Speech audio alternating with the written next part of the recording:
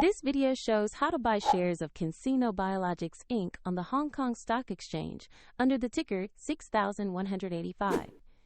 HKEX gives a brief company context.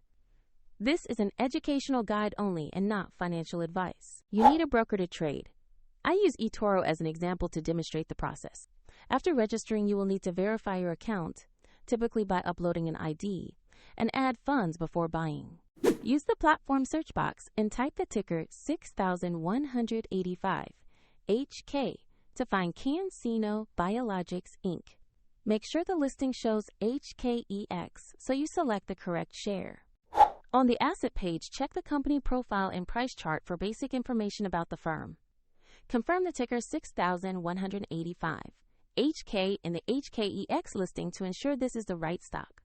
Click Invest. Choose the amount you want to purchase, then review the order details and confirm the trade. If the market is closed, the order may be queued, and if you lack sufficient funds, the platform will prompt you to add money before completing the order. Once executed, your position will appear in your portfolio where you can monitor it. A link to the example broker is in the description if you want to learn more.